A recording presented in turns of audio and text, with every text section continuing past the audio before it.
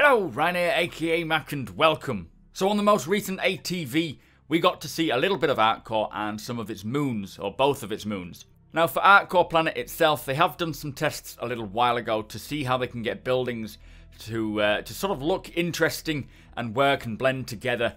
Obviously the whole planet is made of buildings, so it's going to be interesting to see how that looks from in space and then transitioning further down to the landing locations. I'm also wondering what your thoughts are on whether we will be able to land anywhere on Arccorp or if there'll be a no-fly zone around everywhere but the LZs. Do let me know your thoughts in the comments. But Arccorp's moons, Walla and Lyria, this is the first time that they felt they know exactly what is required when building moons. They've used the same tools, and as they have already created 7 other moons, it didn't take very long for them to create these. These, they say, were also the test case to see how fast they can create a moon from start to finish, and as they continue creating more of these moons, the time to create them will reduce. Now Walla, this took about 4 weeks to create, as they are repurposing a lot of the old assets, but just giving it a fresh look. Walla is dotted with minerals or crystals, which will be what brings the colour and unique material to the moon. They actually used ZBrush to create the crystals for those who care.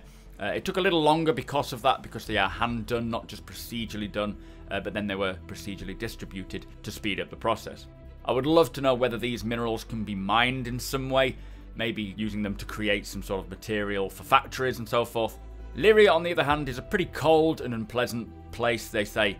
It's got a bit more variety in terms of content, and because of this, it took about 4 to 5 weeks to create, so not a lot longer than Walla itself. This has mountains, flatlands, and dark volcanic rocks with larger frozen areas as well. Lots of ice and a lot of frozen shallow water areas. And one of the unique features of Lyria is the cryo geysers, which actually show that the water froze as it burst through the terrain. A bit like what we see on Selin, but with it being in a frozen atmosphere, they just freeze instantly. Both of these moons are really interesting. Lyria is probably going to be the more interesting to look at for landscape-wise, but I think Walla having its crystals will be quite a profitable one. I would love to see more of these moons, maybe requiring a different type of suit, like a hazmat or a thermal suit, in order to visit them, but that would come later down the line more, I guess, with player status. Anyway, as I say, just a quick update to do with the moons and Arccorp. Arccorp is coming in 3.5. It is going to be very exciting to have 3 planets in total and 2 more new moons. Do let me know your thoughts, guys. What is your favourite planet of Stanton? What is your favourite moon of Arccorp?